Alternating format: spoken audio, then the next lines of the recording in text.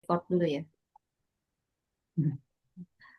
Oke, ah berarti suaminya itu yang mengatur eh, Kalau dilihat transaksi. sih kasus awalnya karena dari suaminya kan Bu.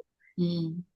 Dari Tapi si istrinya suaminya. terpaksa atau dia akhirnya jadi sukarela, senang hati atau gimana kelihatannya? Kayaknya sih mungkin saking nggak tadi kali Bu nggak ada Ada jalan pilihan. Terus keluar. yang kedua mungkin ya tadi kan apa entah bentuknya sayang sama suami menyelamatkan keluarga atau apa sih juga Hmm. nggak tahu lebih ini karena itu kita tahu kejadiannya setelah kita dikasihin sama polisi kan Bu.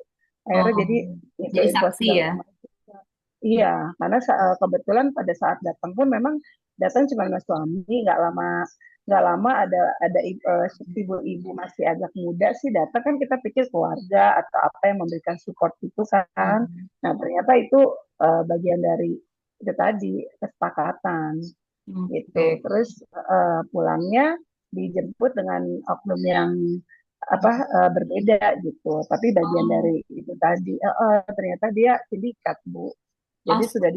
dicari kemana sudah tidak ada di Indonesia seperti Oh, itu. jadi Iya, bayi itu langsung dibawa. iya, heeh. Jadi sekarang suami istrinya ya berdua di penjara sih, cuman nggak tahu yang tentang bayinya. Nah, iya Jadi yang betul. melapor Bayinya itu keluarganya ya. sendiri. Hmm. Seperti itu Bu. Baik-baik. Jadi ada kasus-kasus premarital, ada juga kasus-kasus yang di dalam pernikahan gitu ya, tapi kemudian melibatkan pasangan yang lain dan sebagainya ya, Iya, extramarital. betul. Iya Bu. Kemudian, iya kalau kalau ini yang sampai melahirkan. Di luar itu ada juga yang prosesnya di apa dihentikan gitu ya, diterminasi, diaborsi gitu ya. Ah, banyak banget. Aborsi Bu, beli online Bu, satu tablet ada yang 700, ada yang 1,5, Bisa ujung-ujungnya didapat ditikar online ya. Ya Allah. dapat Bu, dan harganya kita geleng-geleng. Hmm. Untuk Heeh. beli kayak gitu bisa ya. Ya itu mungkin pasien saya bisa Bu sampai 3 kali beli. Tiga kali. Padahal kita udah tahu harganya berapa. Cuma Iya. ketawa doang kita, ya tahu gitu beli sama gue gitu. Tahu Mana gitu. Gak usah semahal itu gitu ya sama kita. Ditak ya Bu Anu. Aduh. habis kita harus gitu. Saya kan hobi agak mendalami pasien Bu. Jadi kalau ada yang sesuatu yang agak aneh saya kepo banget. Jadi Hmm. tanya saya sampai detail lah. Berapa apa gimana dapatnya apa terus Hmm. kamu awalnya kenapa mau gugurin bla bla bla udah panjang lah Bu pokoknya. Jadi sampai Banyak ya tahu ini saya. temuannya ya. Baik. Iya, iya. Dan itu jadi tertekan nggak sih Bu Hanum kalau kayak gitu mendengarkan kisah-kisah itu? Atau ya Ya, Bu. udahlah emang kayak Kalau gitu gitu.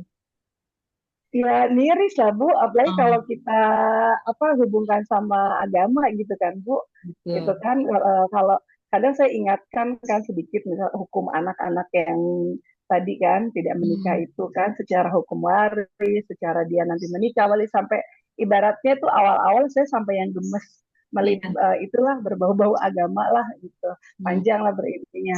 Tapi saking banyaknya kasus, jadi ya cuman ya udah cuma tepuk jidat aja lah Bu.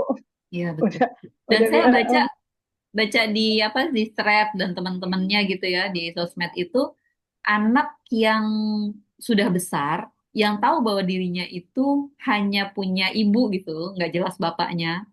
Nah itu dia ini banget tuh apa kayak dendam gitu, dendam ya karena kan itu mengungkapkan. Bu, ketahuannya pertama di akte kelahiran Bu. Iya, Kalau kalau mereka tidak ada surat nikah gitu kan iya, atau kondisi itu kan di aktenya hanya anak sama dari ibu. seorang ibu.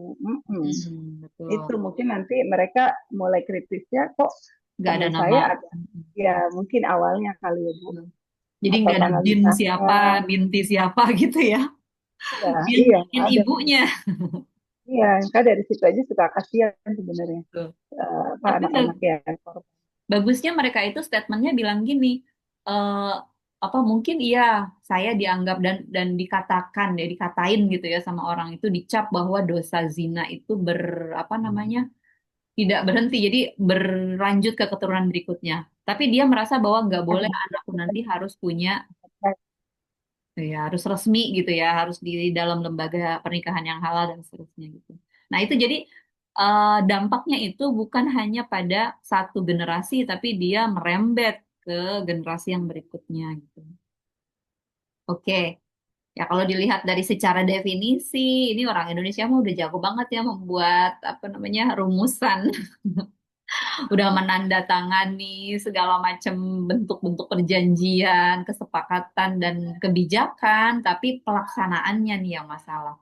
Terus kita sebagai orang di apa di bidang kesehatan gitu ya, itu kadang-kadang juga apa di layanan-layanan tertentu kalau dulu yang saya dengar adalah petugas kesehatan nggak boleh tuh nanya-nanya agama moral gitu katanya gitu kan supaya apa kliennya itu tidak menghindari layanan kesehatan padahal di satu sisi kita itu kan negara yang berdasarkan ya sila pertamanya Pancasila itu kan agama gitu ya dan kalau di definisi kesehatan reproduksi di Undang-Undang Kesehatan terbaru itu sebenarnya masih ada aspek agamanya ya.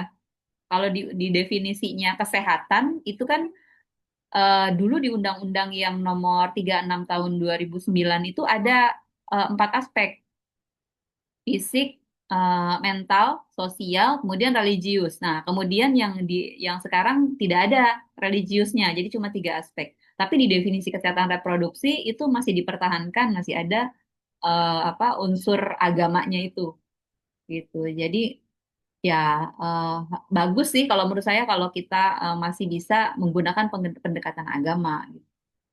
Ini yang kita apa, tekankan gitu ya. Oh, ada nih risetnya mahasiswa yang baru nih anak S1 nih. Jadi dia riset di SMK, realita mental emosional remaja itu eh, di SMK itu ya, mungkin nggak bisa digeneralisir, tapi bagus juga untuk membuka mata kita. Itu angkanya yang mengalami GME, gangguan mental emosional itu sekitar 20%. 17%-nya itu menyatakan pernah apa namanya berpikir untuk atau mengupayakan untuk mengakhiri hidupnya, menyakiti dirinya dan mengakhiri hidupnya. Aduh, ngeri banget ya anak-anak SMA, SMK hari ini. Ya, kita harusnya sebagai orang kesehatan itu, apalagi kalau saya orang feeling ya, kesehatan itu harusnya mengikuti orang bukan program. Tapi kan kita seringkali sebagai petugas kesehatan ya mengikuti ya menjalankan program-program yang sudah ditentukan. Nah, bagus nih buat ibu-ibu yang tadi tuh terlibat di kolegium, di organisasi profesi, melakukan pengabdian dan sebagainya. Karena dia bisa apa memberikan eh, pendekatan yang lebih lebih dalam, lebih kuat gitu ya kepada masyarakat untuk hal-hal terkait kesehatan reproduksinya.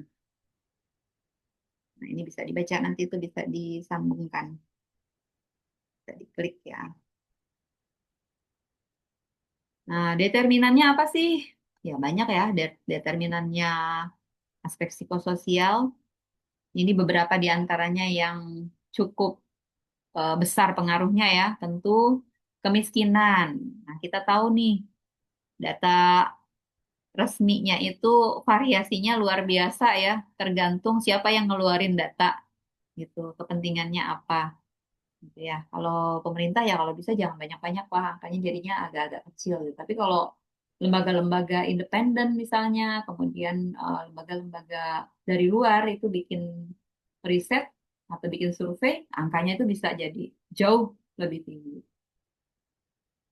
Kemudian yang sering kita lihat juga di dalam kasus-kasus yang kita bisa lihat ya, kita bisa saksikan di berita, relasi gender. Ya, perempuan diposisikan sebagai warga kelas kedua. Tapi sebenarnya kalau di riset saya dulu waktu zaman saya S2, udah lama sih, dari tahun 2009, 2010 itu eh, kebanyakan justru memang perempuan kita ini yang punya pemahaman ya pada saat itu ya. Itu merasa bahwa ya itu memang perempuan itu adalah eh, pihak yang harus mengutamakan, selalu mengutamakan laki-laki gitu. Jadi kita itu kesannya sebagai pelayan, sebagai orang yang bertanggung jawab untuk memberikan pelayanan gitu. Jadi tidak jarang itu yang timbal balik secara seimbang gitu. Jadi kesan itu mentalitasnya itu memang sudah dimiliki oleh oleh kebanyakan orang Indonesia pada saat itu. Nah, kalau yang sekarang mungkin bisa berbeda ya. Kalau dilihat dari kasus-kasus kemarin ada kasus yang ibu membunuh bayinya misalnya. Bukan bayi ya, sudah besar itu ya. Yang pegawai negeri Kementerian Agama itu kan, ada yang tahu nggak ceritanya tuh? Apa sih istilahnya? Fili apa istilahnya pembunuhan kepada anak sendiri tapi itu bukan anak kandung ya rupanya ya anak tirinya dengan suaminya yang ke berapa yang kedua apa yang ke Oh, satu yang kasus Sukabumi ya, Bu, kalau ya nggak salah. Sukabumi itu. Yang Iya, Sukabumi ya, si yang Heeh. istri tiri sama istri tirinya yang di Kemenak ya, Bu, kalau nggak salah itu ya. Nah itu yang melakukan pembunuhan ya kepada anak itu kan ya. Profesi Kalau Guru. untuk finalnya kurang tahu sih, Bu, untuk kasus selanjutnya. Tapi kalau untuk itu tersangka, tapi suami tirinya itu juga jadi tersangka juga, Bu. Soalnya kan Sama-sama. KDRT juga sama istrinya yang terdahulu gitu sih ceritanya. Oke. Nah itu ya kompleks ya jadi orang-orang dewasa yang harusnya melindungi anak gitu ya ternyata malah melakukan tindakan kekerasan yang bahkan membahayakan dan mengakhiri hidup anak yang harusnya dia lindungi gitu. Nah, ini ngeri banget sih gitu. Jadi betapa sakitnya gitu maksud saya, betapa sakitnya masyarakat kita padahal orang ini punya jabatan, punya apa namanya karir gitu kan yang harusnya bagus, yang harusnya bisa jadi teladan gitu kan. Saya tuh berpikirnya Kementerian Agama gitu loh. Mestinya orang yang ngerti gitu kan. Tapi kok bisa ya terjadi seperti itu gitu. Dan kasus-kasus yang misalnya bahkan anak melakukan kekerasan kepada anak lain gitu ya.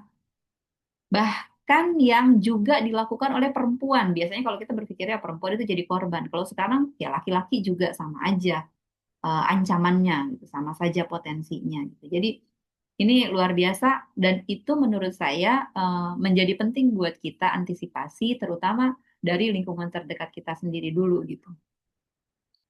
Kemudian aksesibilitas. Ya, iyalah kalau di Indonesia yang daerah 3T yang kemarin juga ada kasusnya itu sampai apa ya gubernurnya ya sampai berlutut dan bersujud gitu ya di rapat apa itu rapat DPR apa apa itu kan ya atau kepada gubernur atau apa misalnya gitu. Jadi betapa mereka merasa di Nias ya kalau nggak salah tuh Bupati Nias Utara apa mana tuh. Jadi eh, Iya, iya, benar. sulitnya gitu ya, sulitnya masyarakat kita itu nggak ada listrik, nggak ada layanan kesehatan gitu. Kalau kemarin yang di Aceh itu udah 2 bulan pun masih belum pulih layanan kesehatannya.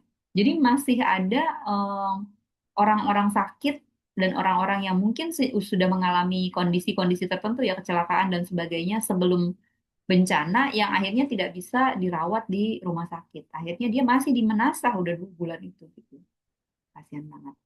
Pun kalau misalnya sudah ada, tapi kualitasnya perlu dilihat lagi. Banyak yang masih sangat kurang. Gitu.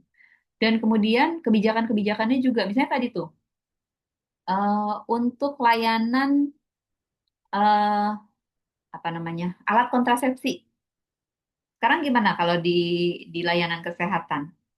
Dia, kalau setahu saya kan dia bisa hanya bisa diakses oleh pasangan menikah tentunya gitu kan ya. Gimana kalau ternyata ada nih remaja yang ternyata sudah seksual aktif? Bisa nggak dia mengaksesnya? Atau kayak tadi, akhirnya dia jadi beli online. Kalau dulu ada programnya kan ya, ada programnya untuk layanan kontrasepsi gratis untuk jenis-jenis tertentu kan, untuk pasangan menikah tentunya gitu kan. Nah, sekarang kalau untuk kan kalau di Undang-Undang Kesehatan yang baru itu remaja juga boleh kan mendapatkan layanan untuk konseling gitu. Apakah untuk alat kontrasepsinya juga bisa? Iya. Gimana, Bu Hana? Kalau di puskesmas sih Hmm, untuk pelayanan KB nggak ada syarat sudah menikah atau belum, Bu. Paling kita Oke, ngasih sarannya sesuai dengan kebutuhan gitu. Kalau baik. misalnya belum belum maksudnya belum butuh ya kita tidak menyarankan. Kalau misalnya memang harus pakai Hmm. ya bisa gitu, Bu. Baik. Jadi kalau di puskesmas bisa diakses ya. Tidak ada persyaratan harus Ter- sudah menikah ya. Walaupun ini bukan juga berarti menjadi pembenaran bahwa nanti anak-anak Iya. dibolehkan gitu maksudnya. Bebas Bu, dengan mudah. Yang Bisa ya penting dia diakses. ngasih data, iya Bu, Hmm. Cuman dilakukan kadang sidang. merekanya malu ya Bu Anum ya. Kalau Eh, ditanya-tanya, belum nikah ntar aku pakai KB, takut. Mereka pada pada takut duluan gitu loh Bu. Hmm. Iya, iya, iya. kadang kayak misalnya dia karena masalah hormonal kan, dia memang harus Hmm. diberikan pil atau suntik hormon, pil sih terutama pil hormonal. Tapi mereka yang benar Hmm. mah ya benar, khawatir takut loh kan kita udah belum nikah, apa status anak saya kan masih sekolah dan Hmm. belum menikah, masa harus minum pil KB PKB. misalnya. Ah. Oh, jadi Uh, kekhawatiran itu datang dari orang tuanya gitu ya, Bu Hanum? Ya kadang orang tua dan anaknya juga ini malu. Jadi kadang kita Hmm. nambahin konselingnya dengan cara ya, diakalin Bu, apa apa dikupas, maksudnya Bungkus dibuka dari kemasan KB-nya ditaruh aja di pot obat seperti itu. diganti ya kemasannya ya, Ya, yang nggak ya, terbaca. Hmm. ya, data sih tetap kita ini kan, cuma kan kebetulan di data KB itu kan tidak ada apa komponen tentang status menikah atau tidak kan Bu, Oke. hanya dia sebagai apa sektor lama atau baru gitu, jenisnya apa seperti itu sih Bu. Baik, jadi Hmm, bisa diakses ya. Yang penting orangnya mau aja gitu. mengakses dan dia berusaha untuk mendapatkan informasi yang komprehensif gitu ya. Nah, kemudian ada juga nih kasus yang di sekolahan misalnya, waktu itu ada yang curhat sama saya. Saya pernah nih ngajar di sekolahan yang waktu itu dia didapatnya di kelas 3, kelas 12 ya. Nah, terus ada anak baru, kemudian pas hari itu ada sesi edukasi dari Puskesmas tentang HIV. Terus anak baru itu nanya, bisa nggak saya tes sekarang? Dia bilang begitu, secara terbuka. Saya bilang, wow, ini, wow, apa ya, kaget ya, di luar ekspektasi. Jadi dia bilang, ya harus gimana nih gitu kan. Terus saya bilang, kan harusnya puskesmas itu bisa menerima pemeriksaan itu. Tapi kan harus di puskesmasnya kan, tidak dilakukan di sekolah pada saat dia sedang edukasi lalu langsung melakukan pemeriksaan di situ kan gitu biasanya ya. Dan pun tidak langsung pemeriksaan, biasanya kan harus pakai VCT, konseling ya, voluntary consulting and testing kan gitu ya. Jadi nggak bisa langsung diperiksa. Gimana nih kalau sekarang di layanan kesehatan? Ada nggak Kak? Kalau kita sih pemeriksaan yang itu, kalau kalau saya tahunya ya kalau ibu hamil harus tereliminasi itu kan Bu, Triple mau eliminasi. suka nggak suka dia memang harus sudah diperiksakan. Itu Tapi kalau untuk obligatory untuk kasus ibu yang hamil tadi ya. diceritakan, Mm-mm. iya. Mm-mm. Kalau yang tadi diceritakan tentang sekolah, saya nggak paham deh Bu, nggak tahu kalau di puskesmas coba tuh Kak ini programnya Mm-mm. apakah ada ketentuan atau apa? Saya nggak tahu kalau kalau Coba untuk sekolah tanya tadi di atau di puskesmas atau di dinas. Ada laporan kayak gitu nggak? Atau ah aman nih puskesmas saya. Kalau di Tangsel nggak ada pemeriksaan khusus HIV untuk anak sekolah sih Bu untuk sejauh ini. Ya, Kecuali kecuali ada memang ada permintaan mungkin kasus ya. kan. Ya, Hmm. permintaan tadi. Tapi kan dia memang kayak tadi maksudnya kasusnya remaja yang ketika kita melakukan edukasi nih di sekolah, kadang-kadang kan pihak puskesmas atau pihak dinas kesehatan ketika dia melakukan screening ya ke Hmm. sekolah, lalu dia suka curhat tuh ke saya, ih Hmm. kayaknya saya ketemu anak hamil deh sekian orang di SMA ini, di SMA gitu kan, dia suka cerita begitu tuh. Hmm. Nah, sebenarnya kan kalau anak kayak tadi misalnya, ketika dilakukan edukasi, lalu dia menyadari gitu, memahami bahwa oh saya ini termasuk yang beresiko nih, karena saya sudah melakukan apa, misalnya gitu. Hmm. Lalu dengan kesadaran sendiri, oh iya, kalau begitu harusnya saya periksa nih gitu. Nah, itu bagaimana tuh apa mekanismenya ada nggak disediakan seperti itu oleh puskesmas atau dinas? Atau ya udah kita nunggu aja di puskesmas berarti nanti gurunya yang akan mengantarkan, merujuk misalnya atau gurunya bilang ke orang tuanya yang nganterin. Tapi kan anak itu, nah ini masalahnya karakter anak itu dia relatif tuh nggak dengerin guru, nggak deket juga sama orang tua kan gitu ya. Mereka kan biasanya tuh ter apa tekanannya itu datangnya dari sebaya kan gitu biasanya. Nah, ini gimana nih agak apa namanya complicated situasinya kids zaman now. Dan ada loh kasusnya. Ini saya dengar langsung nih curhatan si guru itu. Mungkin perlu kita antisipasi ya, teman-teman yang di puskesmas dan di dinas gitu maksudnya, supaya next kalau kita misalnya melakukan screening atau penjangkauan gitu, maksudnya pertama kita siap mental dulu bahwa bisa saja kita temukan kasus-kasus seperti tadi gitu yang pertama. Yang kedua, perlu nggak sih situasi ini sudah harus diantisipasi dengan mekanisme tertentu yang misalnya tadi tuh kan harus menjaga kerahasiaan gitu-gitu kan ya kita ya punya etika kan supaya anak itu nggak malah jadi masa bodoh gitu kan jadi cuek aja dan akhirnya dia jadi sumber yang penularan dan sebagainya gitu IMS gitu kan karena nanti yang jadi beban kan kita-kita juga yang di kesehatan. Pada akhirnya ketika mereka sudah mengalami ini itu gitu kan udah meluas, melebar kasusnya, perilakunya sudah tidak bisa lagi ya, sulit lagi untuk di reorientasi gitu ya, diluruskan, itu menjadi beban buat kita. Sementara kita punya target-target tuh, eliminasi ini itu, ya kan? Zero ini itu. Terbatas, Bu. Iya, betul. Capek Betulnya sih deh. kalau di sekolah-sekolah sudah ada edukasi gitu ya Bu. Kalau kan di kami Puskesmas itu suka ada edukasi dari dokter apa gitu Bu. Cuman ya paling sebatas edukasi aja ya Bu ya. Betul. Karena itu tadi, anak-anaknya masalahnya terbuka apa enggak gitu kan. Nah, anak-anak itu terbuka atau tidak bergantung pada variabel komunikasi dia percaya apa enggak gitu. Dia percaya atau enggak itu bergantung pada cara kita untuk mendeliver pesannya, cara kita untuk memilih pesannya gitu kan. Bahwa pesan ini orientasinya adalah untuk masa depannya si anak. Nah, ini nanti berkaitan dengan topik yang kita bahas di psikologi jualan. Kalau jualan sama anak muda itu apa yang dijual? Ada di sesi nanti. Oke lah ya. Izin Yes, izin silakan. sharing boleh nggak Bu? Boleh, boleh, silakan Bu Eni. Jadi apa namanya kadarullah teman-teman saya pribadi, maksudnya teman-teman tuh usianya di bawah saya semua ya Bu, bahkan jauh banget sekitar ya bisa beda 12 tahun, 15 tahun. Nah, saya selalu memberikan tadi marketing ya kita memberikan edukasinya itu sembari jualan lah ya Bu ibarat katanya.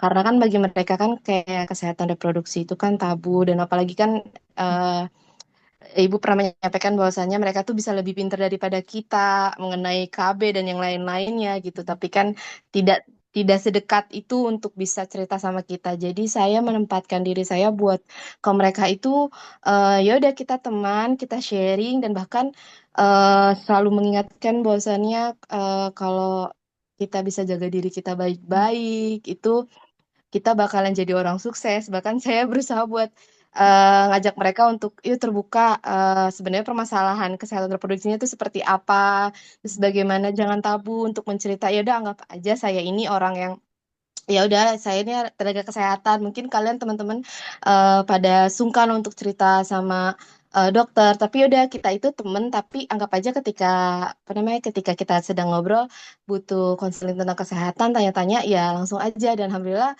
di circle teman-teman saya tuh yang anak-anak yang dibawa yang SMK dan SMA, itu tuh saya ngambil ya susah banget Bu sebenarnya apa ya membuka obrolan tentang kesehatan reproduksi ke mereka tuh padahal kan mereka bisa ngakses ya cuman kan nggak bisa menentukan benar atau tidak benarnya. Nah dari situ tuh saya berusaha bahwasanya kalau misalnya kamu seperti misalnya seks bebas kamu tuh akan seperti ini bahkan tuh di antara mereka ada yang beberapa jujur ya aku tuh udah sampai kayak gini terus Hmm. saya cuma ya sudah yang sudah berlalu tapi sekarang kamu ke depannya mau seperti apa mau seperti seperti ini terus atau mau kamu move on dari hal ini gitu kamu tuh ya aku nggak bisa ngehargain kamu kalau kamu nggak bisa ngehargain diri kamu sendiri kan orang bisa melihat kamu itu memperlakukan diri kamu seperti apa saya selalu apa ya membalikan apa ya membalikan kalimat ya udah kamu itu menghargai diri kamu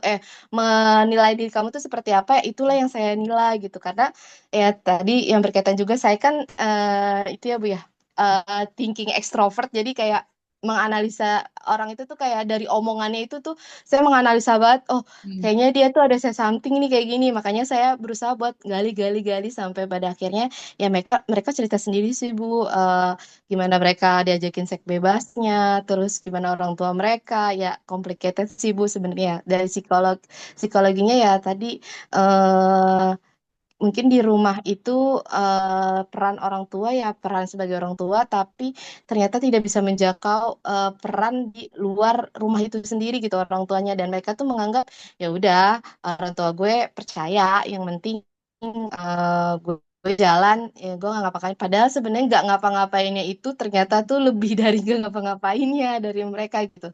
Yang bikin saya shock adalah ya pemain KB udah mereka tuh udah pinter pakai KB, terus juga di eh, cara pemakaiannya tuh ya orang tua ya ini digantilah apa namanya tempat KB-nya, ya pokoknya kreativitas gitu loh Bu, dan saya juga sebenarnya sebagai orang nggak sepemikiran kreatif mereka gitu Bu untuk memanipulasi orang tuanya untuk ya oh itu permen, oh itu Oh, apa oke. namanya, oh itu bukan obat ini gitu, seperti itu Bu, Jadi sampai dia yang bisa ngeles kayak gitu ya, Kak?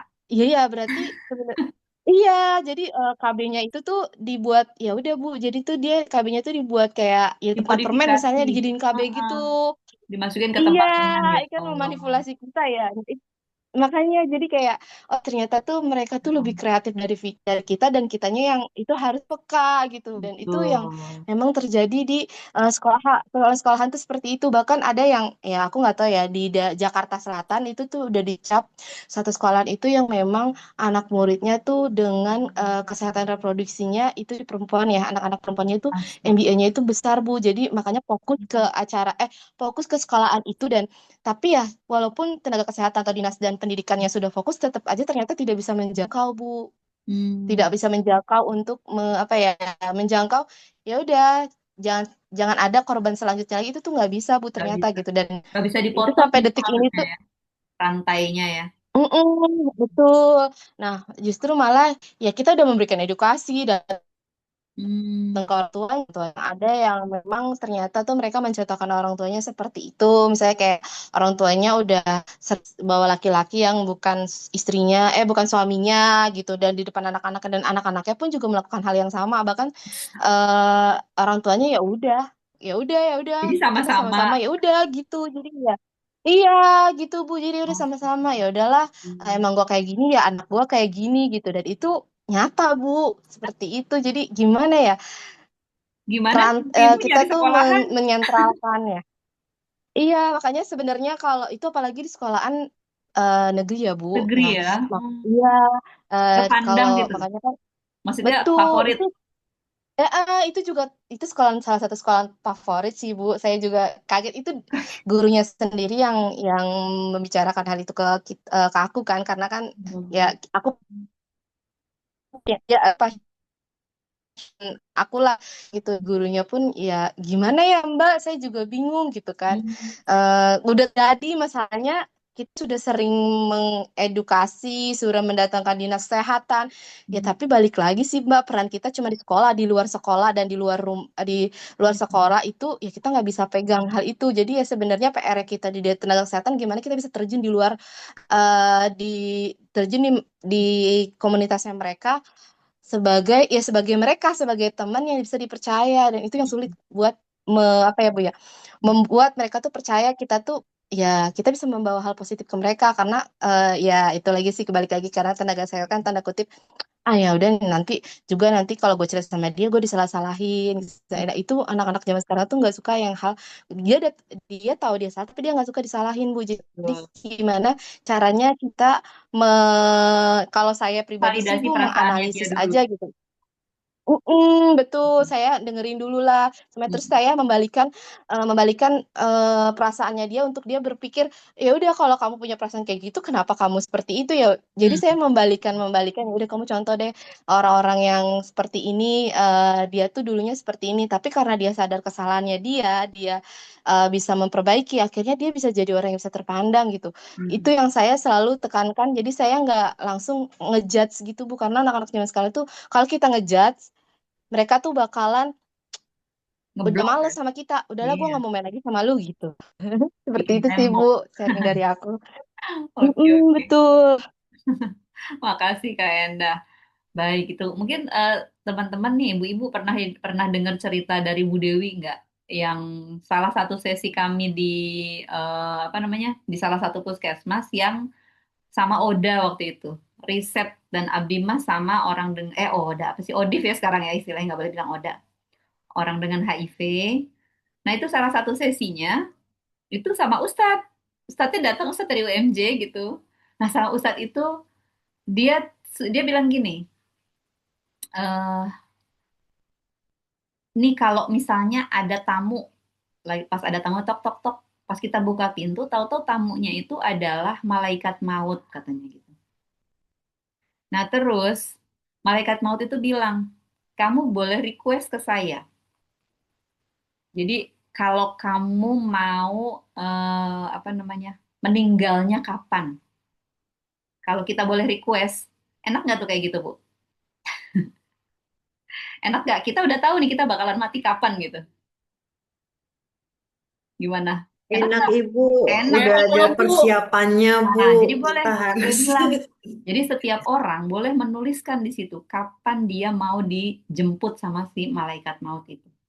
Tulis tanggalnya, waktunya gitu ya. Kalau mau spesifik lebih bagus.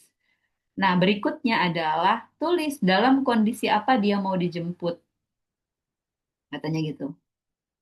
Ditulis deh tuh. Itu ada yang bilang saya mau dijemput sekarang. Ada yang kayak gitu. Padahal sesungguhnya kan kita biasanya kalau yang normal kan orang akan minta waktu ya, apakah sebulan, seminggu, misalnya gitu, setahun gitu. Nah, selama waktu yang masih tersisa dia memperbaiki diri harusnya kan gitu. Karena apa? Karena dia ingin dijemput dalam kondisi terbaiknya kan gitu ya. Ini ada yang sampai nggak sanggup bilang nanti tuh sekarang aja. Kenapa? Mungkin saya berpikir mungkin dia merasa bahwa kalau dia pulang dari saat ini, sekarang ini dia lagi taubat nih. Pada saat kita lagi sesi itu, lagi istighfar, lagi apa gitu ya, merasa bahwa dirinya bersalah dan sebagainya. Tapi kalau dia khawatir mungkin kalau ketika dia pulang, dia akan masuk kembali ke lingkungan yang dia nggak bisa kabur dari situ gitu. Nah itu mungkin bisa menggambarkan ya Iya, situasi yang ada di bisa situ. karena lelah, bisa karena ngerasa lagi di apa di lingkungan yang lagi benar saat itu kan Bu. Mm-mm, mm-mm. Ya, kalau situasi itu kita bawa ke sekolah tadi, mungkin di sekolahan tadi ya sedemikian hingga lingkungannya itu merasa ya sekolah ini udah dicap seperti ini, terus emang anak-anak yang datang ke sini itu emang modelnya kayak begini, orang latar belakang orang tuanya kayak begini gitu. Jadi akhirnya susah keluar dari situ gitu. Tetapi kan harus ada celah gitu, harus ada kita apa ya? Kalau bahasa kesehatannya itu atau apa program umum itu mungkin teman-teman pernah dengar apa positive deviance. Pernah nggak kita bahas di mata kuliah sebelumnya tuh? Positive deviance itu di antara satu satu populasi yang buruk gitu ya, yang jelek, yang tidak sehat, itu pasti tetap ada yang baik-baiknya, yang sehat-sehatnya. Walaupun cuma sedikit. Nah, dari yang sedikit itu sebenarnya bisa ditularkan. Cuma memang effort ya, harus dibikin program yang apa sangat direncanakan dengan sangat terstruktur gitu ya. Kemudian melibatkan banyak pihak dan mungkin nggak satu intervensi kan, intervensi yang berkesinambungan dari berbagai sisi dan sebagainya. Izin Ibu mau cerita Yes. lagi tentang Mm-mm. tadi Silakan. apa namanya, dari satu orang dari sekian orang yang jahat bisa bisa sebenarnya bisa mengubah gitu Bu. Mm-mm. Mm-mm. Jadi saya ikut komunitas anak muda gitulah ya Bu ya. Dan mungkin di antara mereka juga ada yang lebih banyak yang ya udahlah matinya juga ntar aja gitu. Ada yang juga yang kayak gue pengennya mati, dan itu saya juga denger langsung sendiri gitu. Mm. Udahlah, capek gue mau pengennya kalau emang pengen apa namanya Allah ngasih umur sekarang, gue mau pengennya sekarang. Itu tuh ada kalimat seperti itu Bu. Terus yang kayak aku juga mikir lah, bukannya kita itu kalau meninggal, maksudnya kalau orang meninggal persiapkan kematian dengan baik ya, ini kok yaudahlah dengan kondisi kayak gini mereka mau, cuman mereka mau langsung pulang aja gitu, mau balik aja, aku mau udah mau mati aja deh, nggak ngusahin orang. Itu tuh sering ketemu anak-anak muda yang berpikir seperti itu gitu. Terus ya pada akhirnya balik lagi Bu, mereka tuh sampai bertemu dengan circle yang bisa ngerubah mereka dengan melihat Hmm. apa sih namanya, melihat eh ada orang yang dulu tuh punya masalah atau punya masa lalu yang lebih parah dari mereka, yang bisa mereka, yang menginspirasi mereka, dan pada akhirnya mereka bisa move on dari tempat itu gitu, dan jadi pendengar yang lebih baik dari sebelumnya gitu. Dan itu yang saya temui teman-teman anak-anak muda yang ya memang kita bisain orang yang lebih bisa maksud yang memang mereka tuh, ya kalau mereka ngomong udahlah gue udah capek gitu, itu nggak bisa kita nanya emang kenapa lu capek, ya udah maksudnya lu nanya kayak gitu cuman ya itu berarti itu mereka capek gitu. Kalau ada waktu yang mereka cari waktu, mereka tuh momennya nanti kita masuk, lu kenapa sih tadi ngomong kayak gitu, emangnya apa masalahnya gitu, itu baru mereka bisa buka dengan kita dan punya pemikiran, oh iya ya gitu, maksudnya pemikirannya tuh lebih terbuka ketika ternyata mereka eh, Mm-mm. jadi kan bukan tua yang mendoktrin mereka, menekan mereka gitu, karena ya itu sih Bu, mereka sudah melihat kita itu sebagai orang tua yang eh maunya mereka maunya ikut kita gitu, itu nggak bisa sih Bu gitu. Dan alhamdulillahnya tuh di circle yang anak-anak muda ini tuh pada akhirnya kita tuh dari berbagai jenis, sih kalau kita ngobrol tuh ngobrolnya itu berdaging semua Bu, dari yang sesi Oh. agamanya, yang dari sisi dia hukumnya, politiknya, bahkan ya itu mereka jadi lebih baik gitu. Jadi hal yang nah itu yang memang saya membentuk gimana kita bikin komunitas yang dari berbagai jenis akademis gitu, ilmu, kita tuh bisa sharing di situ dan saling menghargai. Dan alhamdulillah eh, yang tadinya gue udahlah gue jalanin hidup begini aja, udahlah gue sampai segini aja, mereka jadi lebih punya lebih positif vibers lagi sih Bu daripada yang sebelumnya. Karena ya itu sih Bu, benar satu orang itu bisa membawa membawa perubahan kalau memang tadi kita balik lagi ya Bu, temen tapi yang punya prinsip, jangan sampai ngikut mereka sih Bu. Itu aja sih sebenarnya. Gitu ya prinsipnya ya. Oke, jadi tadi salah satu triknya, trik kunci nih kayaknya ya. Lihat momen, perhatikan momen gitu ya. Jangan orang lagi down terus kita ceramahin. Kita apa namanya? Kita kasih masukan terlalu banyak gitu ya. Kalau orang lagi down, mungkin dia cuma perlu ditemenin aja, ya udah kita temenin aja. Cuma perlu didengerin, coba didengerin aja. Kalau dia merasa lagi eh, tadi ya lagi putus asa dan sebagainya, mungkin kita menyediakan diri kita ada aja, udah cukup gitu. Nggak perlu dikomentarin dulu. Nanti kalau udah dapet momen yang pas, nah kita bisa masuk gitu kayaknya ya, Kak Endah. Oke, tadi ini udah dibahas ya, Menars. Menars kita sudah tahu di Indonesia ini maju makin awal ya. Anak-anak SD sudah apa namanya mengalami Menars, yang laki-laki juga di kelas 4 SD biasanya sudah mengalami mimpi basah. Ini anak-anak aja teman saya itu katanya udah dari kelas 3 itu ada yang sudah. Saya tanya, kok adek tahu sih? Iya orang dia cerita katanya gitu. Faktor yang mempengaruhi kita sudah tahu juga, sudah sangat paham ya. Selain genetik, walaupun cuma 20% mungkin pengaruhnya dibandingkan dengan faktor yang sifatnya lingkungan, tetapi dia menetap gitu ya. Relatif tidak berubah dari lahir sampai mati. Nah, yang bisa, yang lain yang sangat besar yang bisa kita bentuk, tapi dia bisa juga kita intervensi berdasarkan genetiknya tadi tuh. Misalkan dia anak thinking itu memang dia selalu menganalisis ya. Itu bagusnya ini yang thinkingnya Kak Endah ini luar biasa nih. Jarang-jarang ada anak thinking yang bisa apa namanya jadi pendengar yang baik tuh. Biasanya anak thinking itu rada-rada misterius gitu ya. Terus kalau dia nggak ketemu ngobrol tapi sama orang yang nggak pinter tuh biasanya orang thinking tuh bete. Tapi ini luar biasa nih mungkin karena Kak Endah ini perempuan juga ya, genetik yang lebih tingginya, strata genetik yang Salah, lebih bener tinggi. Bu. Gimana Kak? Bener kata Ibu, saya itu orang pada, maksudnya in first time mereka bertemu sama saya ya Bu, mereka pada sungkan. Ih, Mm-mm. lu mah jutek banget. Ih, ini Mm-mm. akademi banget nih. Banyak yang bilang kayak gitu, ini Iya, akademi banget nih. Ah, ini apa namanya punya power banget nih. Mereka tuh takut, Bu. yes, Sama saya. Saya juga kaget kan. Aku bisa orang bisa aja gitu sungkan lah sama saya. Itu saya akhirnya saya yang berusaha buat apa namanya masuk ke mereka menyesuaikan. gitu. Saya buka online. Iya, dan akhirnya terbiasa. Cuman ya wajar lagi kayak yang belum pernah ngobrol sama saya baru ketemu tuh tetap sama sih Bu, Mm-mm. Luar biasa nih. nggak ada yang takut sama Kak Enda dan itu gitu. Saya juga kenapa saya ditakutin tapi justru saya jadi introspeksi takutnya itu kenapa, kan saya Kenapa? takutnya ya merugikan atau takutnya gimana gitu sih Bu. Tapi ini apa ya? Tipe typical thinking yang cerdas, yang udah bisa mengendalikan kemampuan. Jadi dia analitik, tapi nggak sembarangan ngomong gitu. Kadang-kadang thinking itu suka pedes gitu ngomongnya ya. Karena kan dia pinter ya. Jadi cara dia mengekspresikan idenya itu kadang-kadang ya emang karena dia pinter, dia pakai bahasa yang tinggi gitu kan. Jadi orang kadang-kadang nggak terima, sombong atau apa gitu ya.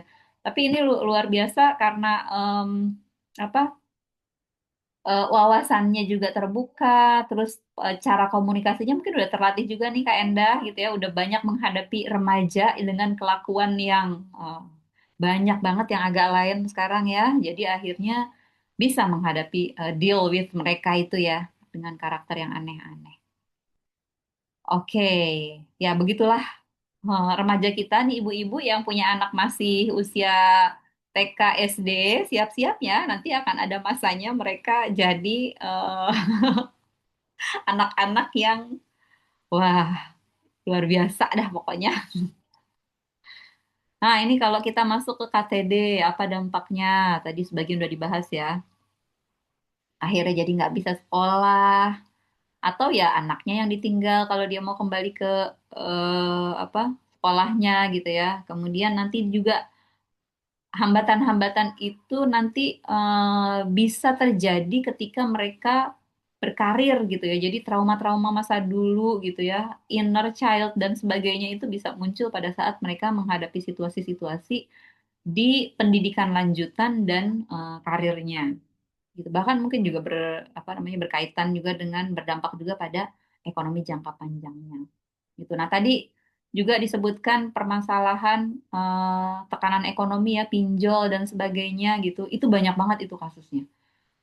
Para ibu yang akhirnya merelakan dirinya gitu ya, harus banting tulang dan sebagainya gitu ya untuk membayar ya, karena diteror kalau nggak dibayar kan, untuk membayar si hutang-hutang tadi gitu. Dan kemudian punya anak yang kondisinya akhirnya menjadi kehilangan perhatian karena orang tuanya itu sibuk banget bekerja kan. Jadi cuma sekedar untuk apa namanya kebutuhan dasar aja gitu kayaknya berat banget gitu ya nggak selesai-selesai. Bahkan ada juga yang akhirnya anaknya itu mengalami situasi-situasi tertentu dan mungkin juga termasuk golongan berkebutuhan khusus ya anak-anak istimewa misalnya gitu. Wah, itu kasihan banget deh. Kayaknya kok sekarang saya melihatnya makin banyak gitu ya di lingkungan-lingkungan terdekat kita. Tadi tuh saya di depan rumah nih di masjid abis bikin pesantren Ramadan itu banyak banget loh sekarang kok anak-anak yang istimewa-istimewa ini ya. Tapi mereka nih rajin, rajin pengen ngaji gitu. Sampai yang dulunya ini ada TPQ yang jumlahnya sampai 70 orang, tapi akhirnya kemudian karena sibuk guru dan sebagainya gitu ya muridnya berkurang, tapi yang bertahan itu anak-anak yang tadi tuh anak-anak istimewa tadi, walaupun akhirnya tuh sampai tersisa cuma 4 atau 5 orang gitu ya. Nah ini mau dihidupkan lagi supaya rame lagi ngajinya gitu. Tadinya tuh udah mau ditutup, terus saya bilang, Ibu, justru di sini istimewanya TPQ kita, saya bilang kita tidak pernah menolak anak dengan kondisi apapun. Bahkan kalau orang tuanya mau ikut ngaji bareng sama anaknya juga hayu gitu. Tapi kan ini anaknya begini deh lah. Sekarang kalau dia nggak belajar, dia nggak sibuk, ngapain aja deh belajar. Mungkin dia emang seneng ya, emang suka gitu ngaji di sini. Terus kalau misalnya dia luntang-lantung gitu nggak ngapa-ngapain, justru jadi bahaya lagi. Dan kita udah lihat tuh kasus-kasusnya kan. Di Bekasi ini ngeri nih. Ada kasus dulu yang anak SD, anaknya influencer gitu kan, selebgram dilaporkan ke polisi, anak kelas 2 SD tuh ternyata apa mengalami kekerasan gitu kan ya. Tapi ketika dilapor ke polisi, polisi bilangnya apa? Karena masih kelas 2 SD, nggak bisa diproses. Gitu kan ya beritanya. Itu setelah ditelusuri, ini karena dekat sama saya ya, di beda kecamatan aja, kecamatan tetangga. Itu ternyata korbannya, atau pelakunya dulu deh, pelakunya ternyata 4 orang, bukan cuma satu. Korbannya 11 orang. Jadi si anak-anak SD, dan itu dilakukannya di wilayah publik, di belakang kantor RT, RW atau apa gitu. Jadi saya bilang ini orang-orang dewasanya pada kemana gitu kan. Jadi anak-anak itu eh, kalau dia nggak sibuk ya jadi kayak gitu kan. Jadi apa namanya apa aja nih dikerjain gitu yang nggak akhirnya dikerjain kan. Dan itu kemudian apa namanya menularkan. Maksudnya bukan menularkan penyakit dan sebagainya, tapi perilaku itu kemudian memberikan dampak kepada sebaya-sebayanya yang lain gitu. Kalau bahasanya kepala sekolah di SD yang satu lagi di SD Negeri Margahayu itu dia bilang kalau perempuan jadi korban kekerasan, katanya ya udah satu orang itu aja yang kita treatment tadi ya, hamil dan sebagainya gitu ya udah si perempuan itu aja. Tapi kalau laki-laki kata dia, ini laki-laki. Nah tadi kasus yang 4 orang jadi pelaku, dulunya mereka korban. Nah sekarang kebayang nggak korbannya 11 orang, besok dia jadi pelaku berapa banyak lagi korbannya. Jadi ibaratnya tuh kalau kata Pak Kepala Sekolah itu dia bilang bom waktu kalau laki-laki yang jadi korban itu.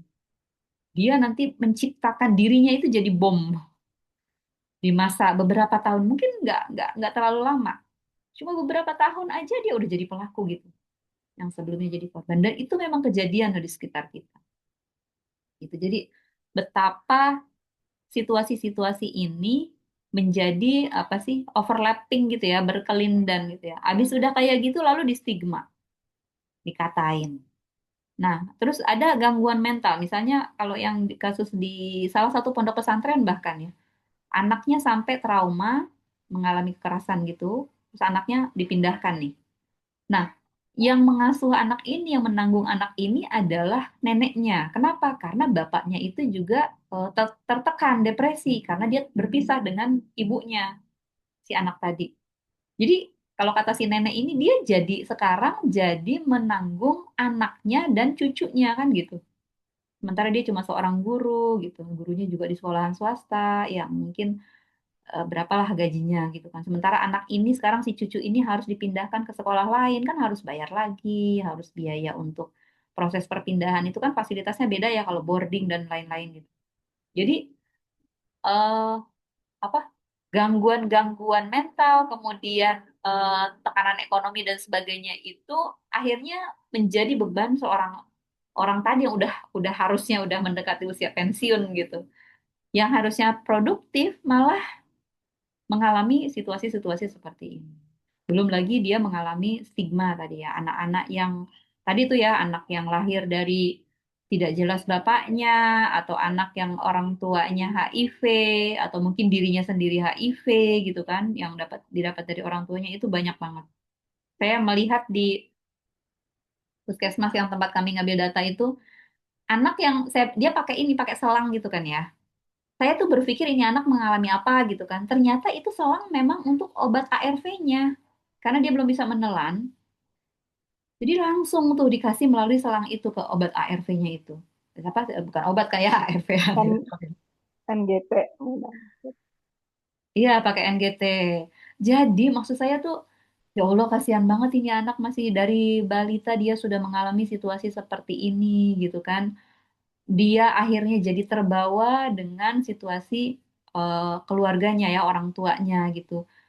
Ya Allah apa namanya rasanya itu seperti apa gitu kan pasti kan susah bernafas gitu kan susah apa berinteraksi dengan teman nggak bisa main karena ada selang-selang itu kan gitu nggak bisa bergerak dengan bebas gitu kan wah banyak banget situasi seperti itu. Nah ini artikel yang di Aceh nih ketika anak kehilangan orang tua jangan sampai kehilangan perlindungan nanti teman-teman bisa atau kita coba klik. Hmm.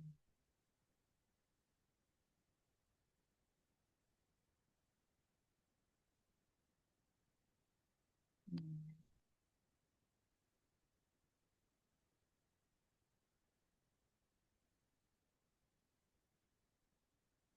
Aja ya, usia sekolah tapi nggak sekolah. Jadi sudah 7 tahun didaftarkan ke sekolah rakyat, tapi nggak diterima. Saya tuh berpikir namanya sekolah rakyat, tapi persyaratannya rupanya berat. Jadi nggak bisa terima tuh anak dengan tadi tuh nggak ada surat-suratnya. Mungkin kalau anaknya cuma punya ibu dan sebagainya gitu ya, nggak ada bapaknya. Lalu apa namanya harus ada tes psikologi, tes ini itu gitu ya. Ini repot banget nih. Tapi namanya sekolah rakyat, jadi aneh kan ya. Akhirnya dia tinggal aja di situ di panti asuhan itu. Nah, di panti asuhan itu ada SMP, SMP-nya itu lumayan tuh jumlah siswanya banyak gitu. Jadi ada yang tinggal, ada yang boarding, ada yang bolak-balik. Nah, yang anak-anak yang 6 dan 7 tahun ini kan berarti tinggal sama anak-anak yang usianya SMP. Nah, ini siapa yang bisa menjamin keamanannya mereka? Gitu ya. Jadi kalau misalnya terjadi situasi-situasi apa, misalnya walaupun anak-anak SMP itu diajarkan untuk mengasuh gitu ya adiknya, tapi kan kalau mereka apa ya ini masalah karakter lagi kan ya. Kalau kata ibu asramanya tuh ya nanti kalau misalkan dianggap ada yang melayani, misalnya dimandiin, pakaiannya dicuciin, akhirnya jadi sembarangan. Akhirnya kakak-kakaknya jadi capek. Akhirnya anak kakak-kakaknya itu udah bosen lah dia nggak mau lagi apa namanya membantu ya, membantu mengasuh anak-anaknya tadi gitu. Nah, ini bagaimana nih statusnya si anak-anak tadi? Itu apalagi di tengah bencana. Oke, kita balik lagi.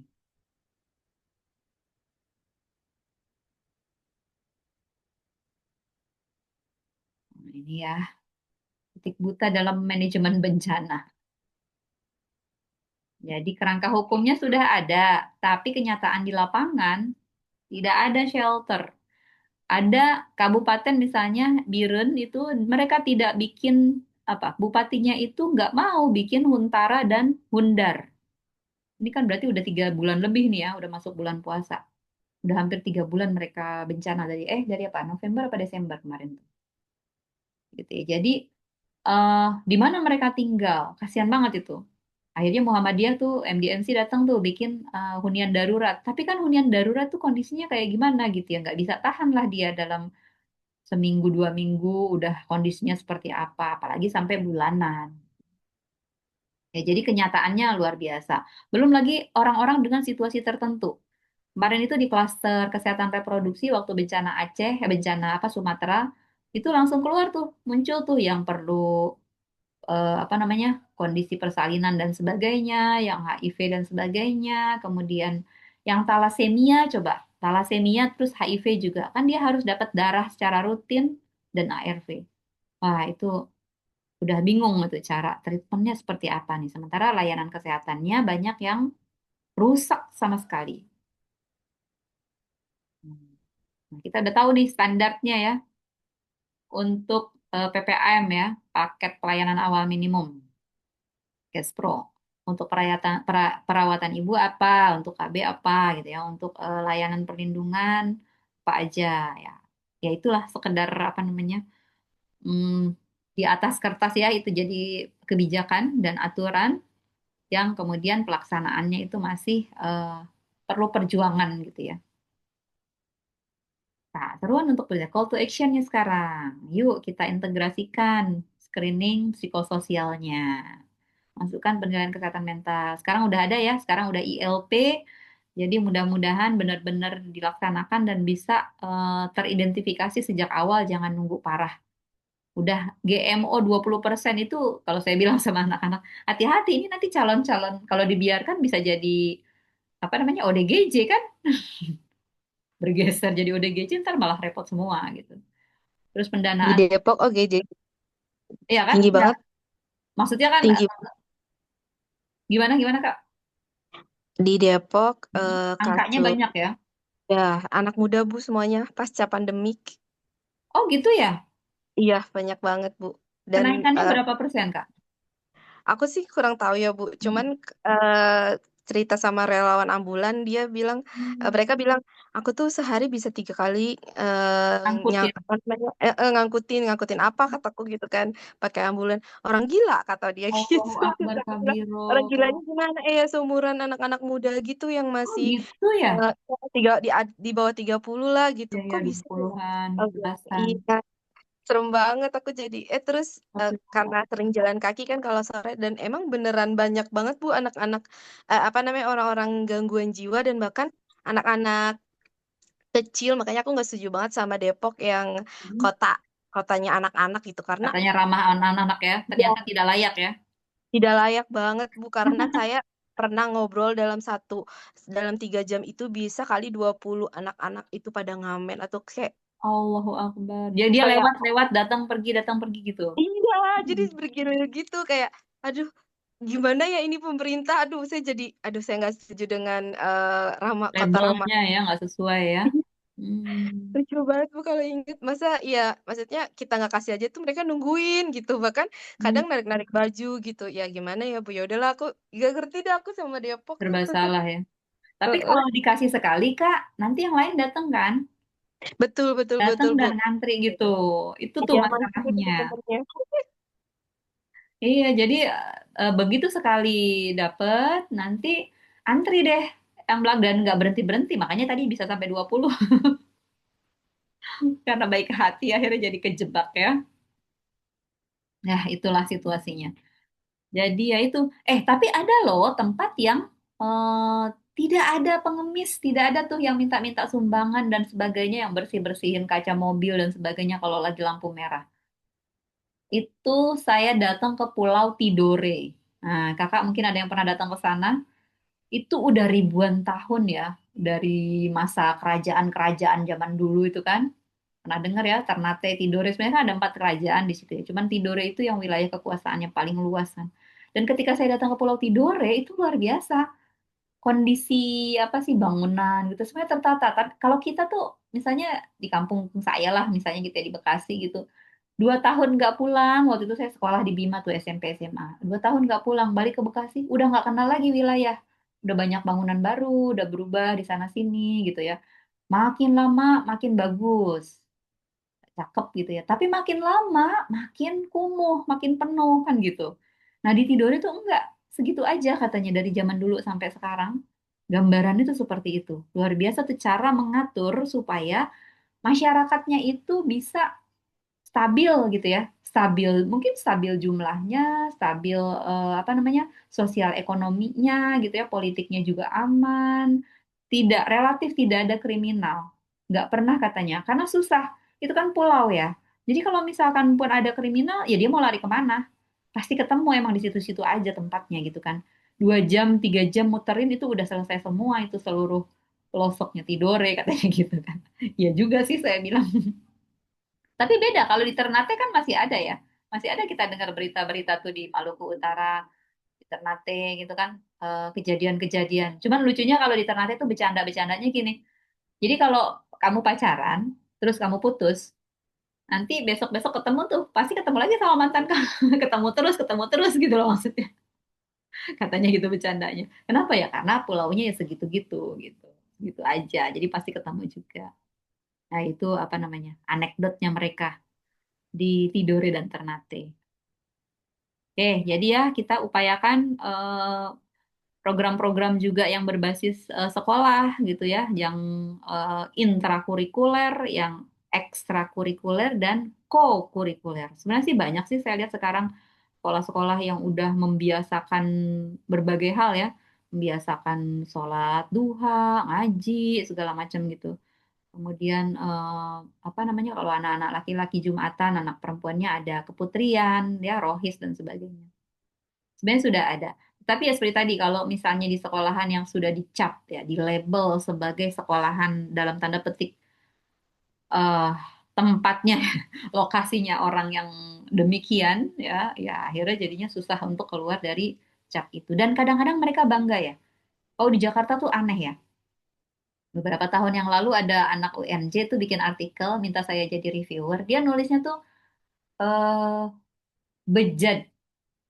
Bejat itu rupanya kepanjangannya Bendungan Jago Dalam.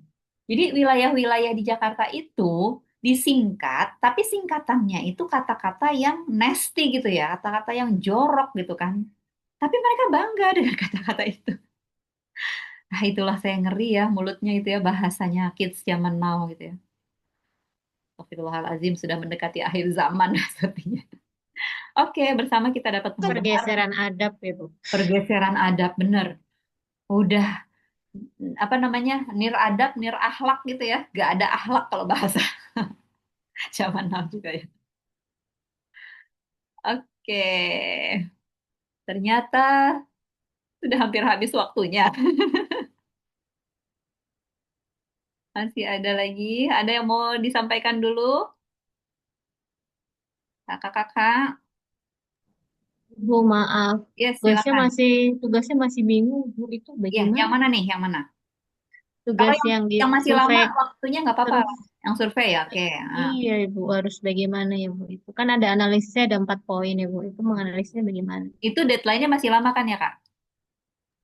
19 Maret, Bu. Kita mau mudik, Bu. Eh, 19 Maret ya? Sekarang Iya, tanggal Ya, 14 Bu, Maret. ini baru perkenalan, Bu. Tugas di Ya, tanggal Ibu tanggal 19. 19 tengah nih, aja. Bu. Di kampung saya tahu ada sinyal apa kagak nih, Bu? Nah, iya itu, Bu. Oh, oh. Itu kan kalau Iya, yang itu survei tadi itu kan anak didik keluarga itu kita persiapan aja, mudik, jangan Bu. keluarga orang lain, Itu. Kak. Ya, Bu, maksudnya apa aja, Bu, yang tadi dari penjelasan Ibu, jujur saya masih ngebulet, Bu, Ya, apa yang maksudnya harus apa, Bu? dilakukan. Ya, fokus ke Sama Kak Imah, bukan di kaos saja. satu tema aja. Misalnya tadi tuh pola komunikasi, pola komunikasinya aja. Cara berkomunikasi. Misalnya kan di dalam keluarga kita isinya misalnya berapa nih? 3 orang, 4 orang misalnya ya. Bapak, ibu sama anak. Kalau yang tadi cuma dua enak tuh, cuma dirinya dan sepupunya gitu kan. Cuma berdua. Paling banyak mungkin berapa? Kalau anak anak S1 tuh ada yang sampai 7 orang, 8 orang.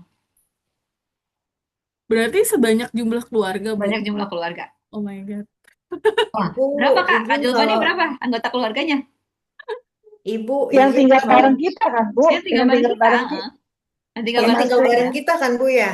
Iya, ART mah Yang enggak kan, Bu? serumah ya? yang lagi ART ngekos di enggak kan, Bu? luar misalnya gitu nggak usah karena waktunya sempit kan. Nanti kalau masih ada waktu, ART nggak usah ya, Bu? Berarti cuma ART satu kan nggak bocah. nginep ya. ART saya nginep, Bu. Oh, ART-nya nginep ya? Mm-mm. Kalau bisa ya ditanyain kalau nginep karena dia mempengaruhi anak kita kan. Iya, Ibu dan mau ada bocil tanya, itu, Bu. Gimana Kak? Nanya apa? Bu, itu kan ada 3 tugas. Yang pertama profil, yang kedua itu apa analisis ini kan keluarga. Mm-mm. Kemudian tugas yang ketiga itu ada bikin juga hampir sama kayak yang kedua, tapi kayak bikin laporan gitu. Ya, itu Maksudnya laporannya. bedanya gimana, Bu? Itu laporannya, makanya tadi saya bilang itu yang terakhir, laporannya nanti itu di akhir. Kalau tugas yang buat besok itu dikit-dikit aja, jadi dicicil gitu loh Kak. Ngerjainnya dicicil. Kalau Sekarang, yang maaf, mm-mm. Ibu, kalau yang kedua itu misalnya kita udah mengerjakan dalam bentuk apa? Yang tugas kedua yang kita menganalisis keluarga inti itu. Itu boleh ditulis langsung di Edlingnya, kan itu bisa diketik langsung. Atau kalau mau lebih rapi dibikin di apa namanya Word atau Di Word PowerPoint aja misalnya, langsung ya. boleh untuk memudahkan. Nanti pada saat di akhir kan itu nanti kita gabung kan catatan-catatannya itu gitu. Berarti kalau yang di tugas 2 itu Word itu kayak biasa aja gitu, tapi kalau yang tugas 3 itu lengkap gitu ya, Bu, Lengkap, laporan. lebih lengkap nanti. Jadi Itu sekarang Bu. kita mulai dari tema yang sederhana aja dulu. Tadi misalnya kita sepakati tentang gaya komunikasinya, misalnya gitu ya. Kalau misalnya kan nanti dijelasin nih anggota keluarganya terdiri dari nggak usah terlalu detail, mungkin jenis kelamin sama umur kan. Ayah laki-laki berapa tahun gitu kan, ibu gitu kan, terus anak gitu. Nah kalau sepupu tadi berarti dirinya dan sepupunya cuma 2 orang itu. Terus setelah itu anggap udah jadi karakteristik yang kita perlukan. Habis gitu, nah bagaimana pola komunikasi misalnya ayah dengan ibu seperti apa, terus ibu ke anak bagaimana, ayah ke anak gimana, misalnya gitu aja. Ya, jadi apa umum aja, nggak ada format tertentu, berdasarkan pengamatan pribadi aja gitu. Tapi boleh kalau mau dikonfirmasikan ya, ditanyakan ya. Jadi misalnya pernah misalnya ada berdasarkan apa catatan-catatan, kita pernah ya misalnya ngambek misalnya gitu ya, marah-marahan nih orang tuanya. Terus gaya ngambeknya kayak gimana? Terus misalnya diingat di situ ya dicatat, oh kalau lagi ngambek itu marahnya karena apa, misalnya gitu kan, istri marahnya karena apa, misalnya atau suami karena apa gitu kan. Terus abis gitu baikannya gimana, misalnya gitu. Boleh contoh-contoh kasus seperti itu, ya. Baik, Bu. Terima kasih. Berarti anak 4 tahun juga masuk, Bu. Anak 4 Masuk tahun deh, boleh itu ininya apa namanya pola misalnya gini, Heeh, anak 4 tahun kan itu dia udah bisa ngambek. berkomunikasi kan ya, udah bisa ngomong kalau 4 tahun nih. Kalau 2 tahun misalnya udah bisa ngomong kan udah bisa kelihatan juga.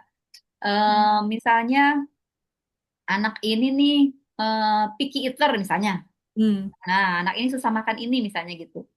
Nah, terus nah gimana tuh dia kalau mau makan? Kalau dia apa namanya? Kalau orang tuanya mau kasih makan atau anaknya yang misalnya lapar, anaknya yang pengen makan itu gimana nih caranya misalnya gitu. Jadi ambil aja satu satu kejadian-kejadian kecil yang bisa diceritakan untuk Hmm. menggambarkan pola komunikasi kita itu seperti apa.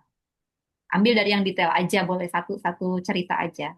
Gitu. Nanti kita diskusikan ini sebenarnya kalau kita anggap bahwa itu potensi masalah ya, misalnya tadi ya, karena dia picky eater, dia itu makannya itu tidak suka, umumnya anak-anak makannya protein misalnya ya, makannya telur aja Hmm. atau ayam Hmm. aja misalnya. Dia nggak suka sayur dan buah sama sekali misalnya. Ada yang apa namanya takut, ada yang takut, ada tuh, saya ketemu tuh anak 5 tahun, dulu dia makan buah dia suka katanya, tapi pas usia tertentu dia berhenti dan dia Ada, bilang dia Bu. takut. Itu ibunya sendiri, anaknya itu ada. Terus saya deketin anak itu. Terus saya tanya, abang gak suka makan pisang, makan jeruk? Hmm. Iya. Enggak, dia langsung geleng-geleng gitu kan. Terus saya bilang, iya abang kenapa nggak suka, kan enak. Dulu kan abang makan gitu kan. Terus dia diem aja kan. Terus saya bilang, abang, abang pernah mimpi ya? Saya nebak padahal. Terus Hmm. dia ngangguk-ngangguk. Gak tahu ya, kita tuh orang feeling. Orang feeling itu bisa nebak dan apa kayak ngerti gitu perasaannya anak itu. Terus dia ternyata iya dia mimpi dikejar sama buah-buah itu gitu. Tapi kita nggak tahu kan kenapa ini anak mimpinya begitu gitu dan itu berdampak pada perilaku makannya. Sejak itu dia berubah nggak pernah lagi mau makan buah. Coba kejadian itu. Tapi setelah itu kan kita jadi tahu oh dia ini takut karena mimpi. Nah kita ngajarin kan, abang itu kan mimpi nih namanya Revan. Saya ingat kejadiannya. Itu mimpi, mimpi itu nggak sungguh-sungguh, mimpi itu mungkin karena abang capek, karena abang habis belajar terus pusing misalnya gitu ya. Pokoknya kita cari-carilah alasan gitu supaya dia coba lagi yuk gitu. Ya, jadi apa namanya? Kita mempelajari keluarga kita dulu dari perilaku-perilaku sederhananya yang mungkin bisa kita dekati ya, kita bikin apa namanya? Antisipasi supaya dia nggak menjadi semakin parah gitu sih sebenarnya tujuannya. Jadi feel free aja untuk curhat. Terus untuk ini tujuannya untuk memperbaiki keluarga kita sendiri gitu. Tapi nggak usah dicari-cari juga masalahnya. Tapi nggak dibahas di ini kan Bu, kan malu Bu. Ya, silakan. Kalau mau diceritakan boleh. Kalau enggak ya nggak apa-apa. Maksudnya kalau di apa dikasih gambaran umumnya aja nggak usah detail kan itu bebas kan. Tadi saya nggak harus kan ini sampai. sesuai Nah psiko. itu, Nah, pokoknya saya jadi intinya mau mengenal kita, karakter kita, walaupun iya, sudah menebak-nebak dengan feeling. Ya, pede. aja. Tapi saya maunya semua tugas itu jangan dijadikan beban. Maksud saya gitu loh. Ya, Iya. jadi kita ngejainnya happy-happy aja. Jangan, aduh banyak banget ini tugasnya datang-datang baru kenalan udah Ibu 3. bisa baca pikiran saya ya, Bu. Bu, awalnya kita begitu, Bu, karena berpikir, hah, saya termasuk Nabrak. mama yang pemalu, Bu, di media sosial, Ya. ya. Tiba-tiba disuruh bikin posting. Terus Disuruh Oh bikin. iya, sebetulnya bener posting gitu profil, Bu. kan, ya ampun udah tua lu baru kuliah gitu kan, terus kenalan, itu kan sama hal kayak anak saya yang kuliah kan dulu kalau dia baru masuk kuliah itu kan, aduh kenapa kenapa emak ini ikutan anaknya juga gitu lagi zaman kemarin gitu kan, itu agak-agak ini juga. Terus yang tadi kedua, apa kita Ini mau apa lagi? nyamain aspek gitu kan, makanya saya bilang nanti dulu deh nunggu penjelasan dan kontrak program sama apa Bu Ade dulu gitu, mungkin tidak seseram yang kita bayangkan gitu. Nah kalau begini kan clear nih Bu, enak. Oh ya sudah, artinya Maksudnya sesuai dengan tema aspek psikologi apa materi aspek harus psikologi, ya. paling enggak kita apa pengen tahu ya Bu pola komunikasinya nih secara Zoom kayak gini nih, tahu nih Bu Ade baca nih karakter satu-satu nih sedikitnya.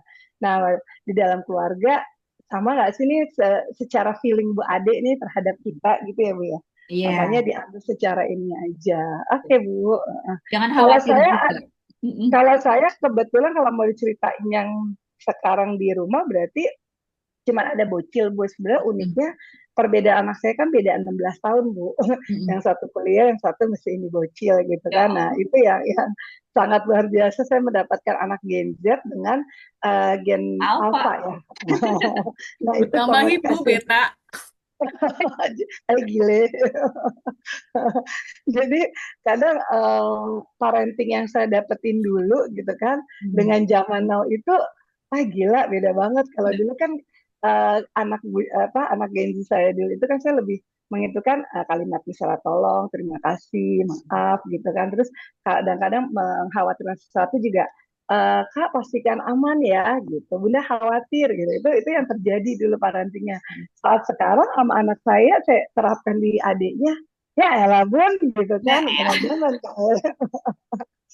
ya kayak elah selama ini katanya. kita bertiga apa lembek banget kayak gitu. Udah deh gini-gini gitu. Jadi akhirnya, aduh ini gimana nih beda parentingnya Kalau Betul. banget gitu. semua ya. Hello.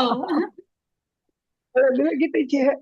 Kak, Yes, yes. Kak pastikan aman, Bunda khawatir gitu kalau kakak jatuh gitu kan. Ya. Berpegangan ya gitu. Kalau sekarang ya elah bun gitu. Udah itu aja. Santuy aja, Wallace. Iya Bu, nggak ada takutnya anak sekarang. Iya, itu dia kan. Betul. Ada musik apa dikit langsung auto gaya TikToknya Iya. langsung. Wah, aduh, Masya Allah. Ya, itu Bu. Jadi saya udah harus ngikut yang gaya mana jadi suka lupa kalau ditambah lagi tim saya kan kebanyakan anak Gen Z juga ya. Yang mau nggak mau kita nggak mau ngikutin tapi ibu nggak asik nih Iya, nggak dengerin asik. gitu kan. Tuh, Betul, itu betul, betul. Nanti Dapat sedikit. kuliah, dapat dosen begini lagi. Ya Ikut Allah. apa? Kakak aja ini nggak salah ini tugas gitu kan sudah langsung terjadi keramaian di grup.